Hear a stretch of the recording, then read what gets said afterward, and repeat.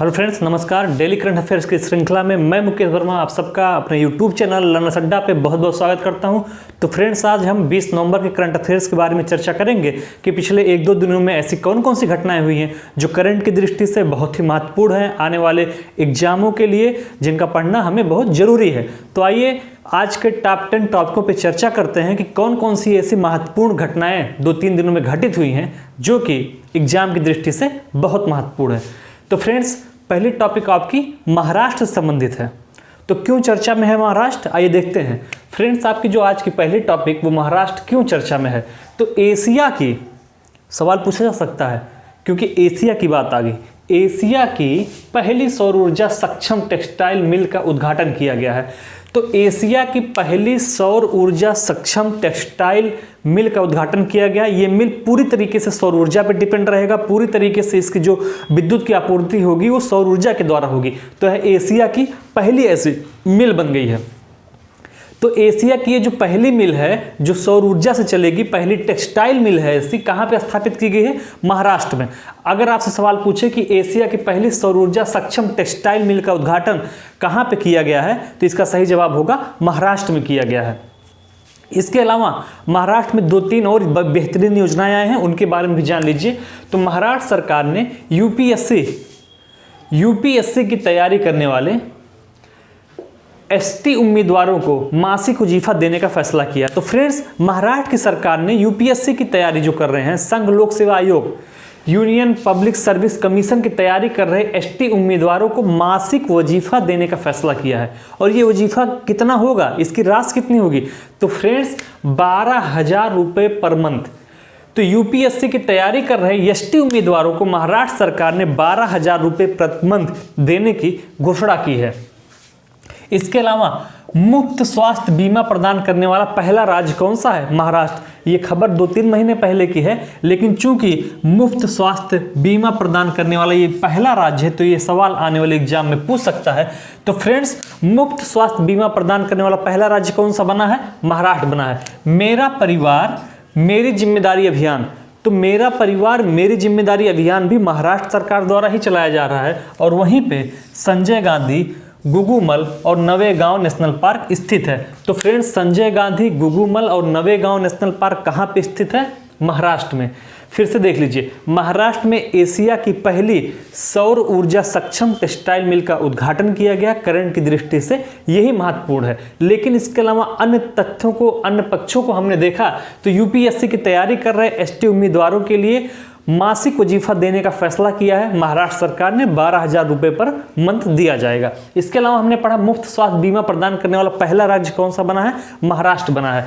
इसके अलावा मेरा परिवार मेरी जिम्मेदारी अभियान कहाँ शुरू किया गया? महाराष्ट्र में शुरू किया गया। संजय गांधी गुगुमल और नवेगांव नेशनल पार्क कहाँ पे स्थित है? महाराष्ट्र में स्थित है। आइए देखते हैं अगले टॉपिक।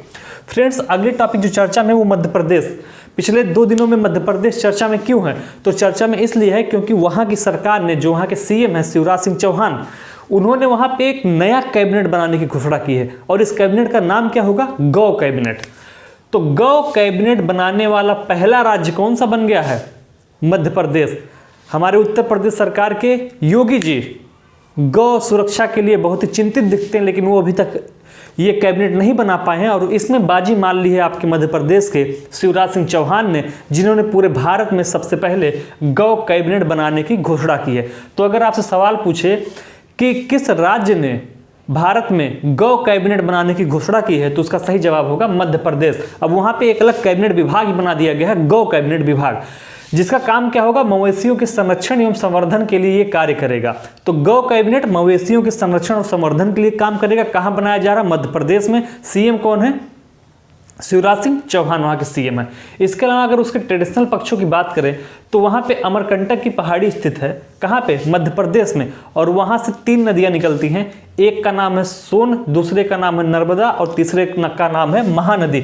तो अमरकंटक की पहाड़ियों से 3 नदियाँ निकलती हैं, एक सोन, दूसरा नर्मदा और तीसरा महानदी। इसको आप ट्रिक से याद कर सकते हैं कि कौन कौन सी नदियाँ निकलती हैं। तो सोनम नदी निकलती है, सोनाम तो अमरकंटक से सोनम नदी निकलती है। सो से हो गया आपकी सोन, ना से हो गया आपकी नर्मदा और मा से हो गया आपकी महानदी।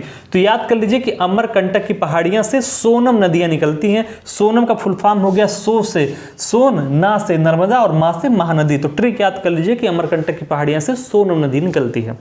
इसके अलावा दे द्वीप वाहन सेवा कहाँ शुरू किया गया है? तो दे द्वीप वाहन सेवा गर्भवती महिलाओं के लिए मध्य प्रदेश में ही शुरू किया गया है।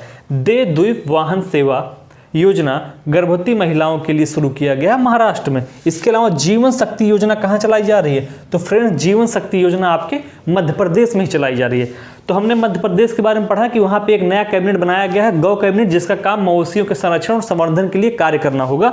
इसके अलावा हमने पढ़ा कि वहाँ पे अमरकंटक की पहाड़ियाँ जिससे 3 नदियाँ निकलती हैं, सोनम नदी, सो से सोन, ना से नर्मदा और मा से महानदी। दे द्वीप वाहन सेवा गर्भवती महिलाओं के लिए शुरू किया गया और जीवन शक्ति योजना मध्य प्रदेश में ही स्टार्ट किया गया है।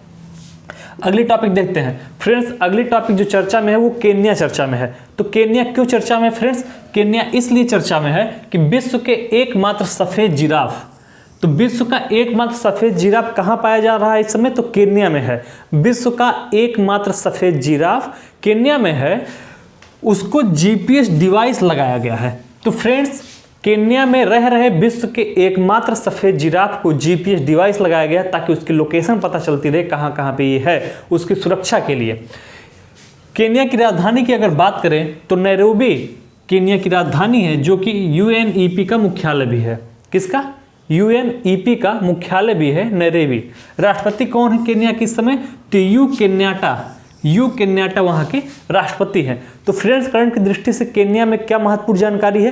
तो महत्वपूर्ण जानकारी ये है वहाँ से संबंधित कि विश्व का एकमात्र सफेद जिराफ जो कि केन्या में ही पाया जाता है, केन्या में ही रह रहा है, उसको जीपीएस डिवाइस लगाया गया है ताकि उसकी सुरक्षा हो सके, उसके बारे में संपूर्ण जानकारी मिलती रहे। आइए देखते हैं अगली टॉपिक। तो फ्रेंड्स अगली टॉपिक इथोपिया से संबंधित है और भारत से संबंधित है। तो इथोपिया के साथ भारत ने एक अलग एयर बबल व्यवस्था स्थापित किया है। ये एयर बबल व्यवस्था क्या होती है? तो फ्रेंड दोनों देशों की एयरलाइंस कुछ रेगुलेशन और प्रतिबंधों के साथ अंतरराष्ट्रीय उड़ानों का परिचालन कर सकती हैं। तो ये दोनों देश मिलकर करेंगे, कुछ रेगुलेशन और प्रतिबंधों के साथ अंतरराष्ट्रीय उड़ानों का परिचालन करेंगे। किसके द्वारा? एयर बबल व्यवस्था के द्वारा। तो इथोपिया के साथ भारत ने एयर बबल व्यवस्था स्थापित किया है। आप सवाल पूछ सकता है कि भारत ने किस देश के साथ एयर बबल व्यवस्था स्थापित किया है? तो इसका सही जवाब होगा कि भारत ने इथोपिया के साथ एयर बबल व्यवस्था स्थापित किया है। दोनों देशों की एयरलाइंस कुछ रेगुलेशन और प्रतिबंधों के साथ अंतर्राष्ट्रीय उड़ानों का परिचालन कर सकती है। यही है आपकी एयर बबल व्यवस्था। आइए देखते हैं इथोपिया की राजधानी। तो फ्रेंड्स इथोपिया की राजधानी आदिस अबाबा है, पूछ सकता है। इथोपिया की राजधानी क्या है? आदिस अबाबा। इसके अलावा इथोपिया के राष्ट्रपति कौन है? तो साहेल वर्क जेवड़े राष्ट्रपति हैं इथोपिया के। और पीएम कौन है वहाँ के? प्रधानमंत्री आपके अबी अहमद हैं। तो इथोपिया के प्रधानमंत्री अबी अहमद हैं, राजधानी वहाँ की आदिस अबाबा है और राष्ट्रपति साहेल वर्क जेवड़े हैं। भारत ने इथोपिया के साथ एयर बबल व्यवस्था स्थापित किया है। आइए देखते हैं अगला टॉपिक। अगला टॉपिक है लैंडमार्क सुरक्षा समझौता।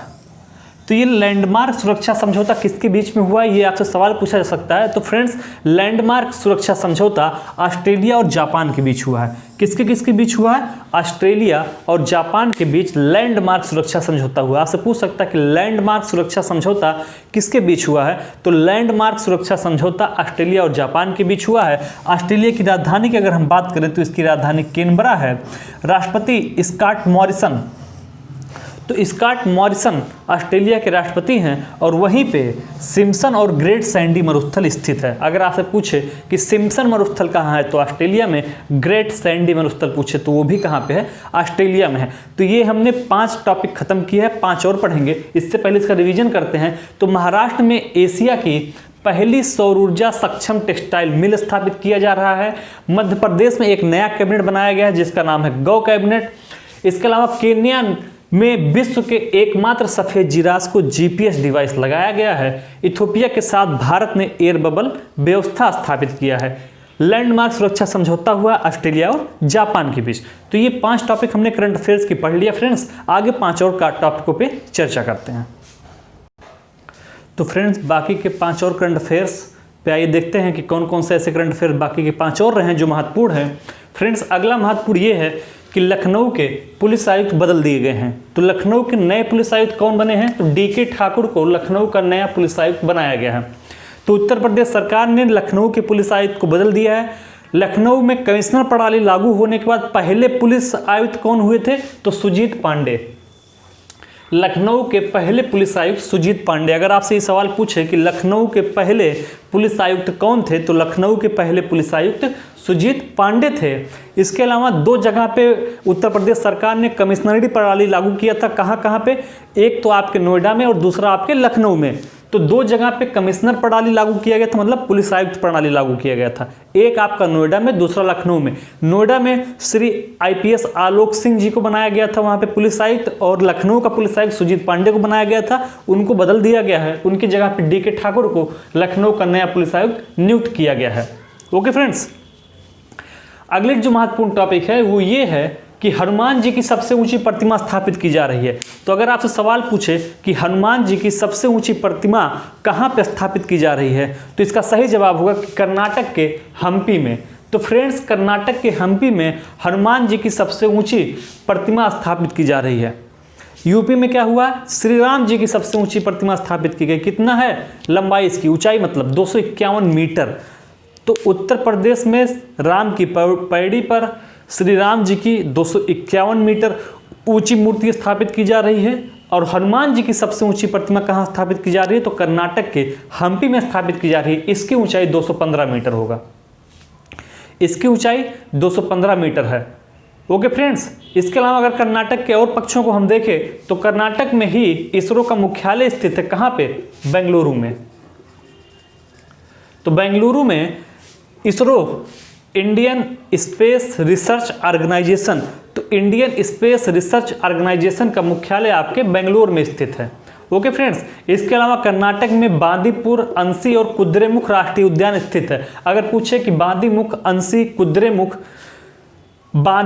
अंसी और कुद्रेमुख राष्ट्रीय उद्यान कहाँ पे स्थित हैं, तो इसका सही जवाब होगा कि बांदीपुर, अंसी और कुद्रेमुख राष्ट्रीय उद्यान आपके कर्नाटक में स्थित है। तो फ्रेंड्स, हमने 2 टॉपिक कौन कौन से पढ़ा? एक ये पढ़ा कि लखनऊ के नए पुलिस आयुक्त DK ठाकुर बने हैं। पहले पुलिस आयुक्त कौन थे? तो सुजीत पांडे थे। हनुमान जी की सबसे ऊंची प्रतिमा कहाँ स्थापित की जा रही है? कर्नाटक के हम्पी में। आइए देखते हैं अगला टॉपिक। अगला टॉपिक आपका है श्री अगस्ती। चर्चा में क्यों है? तो श्री अगस्ती पेरू के नए राष्ट्रपति बनाए गए हैं। पेरू के नए राष्ट्रपति नियुक्त हुए हैं श्री अगस्ती। राजधानी क्या है पेरू की? तो फ्रेंड्स, पेरू की राजधानी लीमा है और वहाँ पे सबनकाया ज्वालामुखी स्थित है। अगर आपसे पूछे कि पेरू के नए राष्ट्रपति कौन बनाए गए हैं, तो फ्रेंड्स, पेरू के नए राष्ट्रपति श्री अगस्ती बनाए गए हैं। पेरू की राजधानी की बात करें तो लीमा है और वहाँ पे सबनकाया ज्वालामुखी स्थित है। ऐसे देशों की राजधानी, जो भी छोटे छोटे देश के प्रधानमंत्री या राष्ट्रपति चुने जाते हैं, तो अक्सर देखा जाता है कि एग्जाम में वहाँ की राजधानियाँ पूछ ली जाती हैं। तो आप याद रखिएगा कि पेरू की राजधानी लीमा है, लीमा। ओके फ्रेंड्स, सबनकाया ज्वालामुखी कहाँ पे स्थित है? पेरू में स्थित है। कौन बने नए राष्ट्रपति? श्री अगस्ती, पेरू के नए राष्ट्रपति। आइए देखते हैं अगला टॉपिक।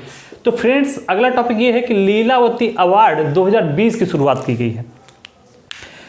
हो सकता है आपसे पूछे कि लीलावती अवार्ड 2020 की शुरुआत किसके द्वारा की गई है? तो फ्रेंड्स, लीलावती अवार्ड 2020 की शुरुआत रमेश पोखरियाल निशंक, ठीक है, HRD मंत्रालय के मिनिस्टर हैं जो कि शिक्षा विभाग के, तो रमेश पोखरियाल निशंक के द्वारा लीलावती अवार्ड 2020 की शुरुआत की गई है। आपसे पूछ सकता है कि लीलावती अवार्ड 2020 की शुरुआत किसके द्वारा की गई?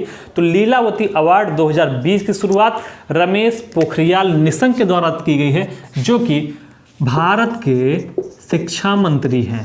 भारत के शिक्षा मंत्री हैं कौन? रमेश पोखरियाल निशंक।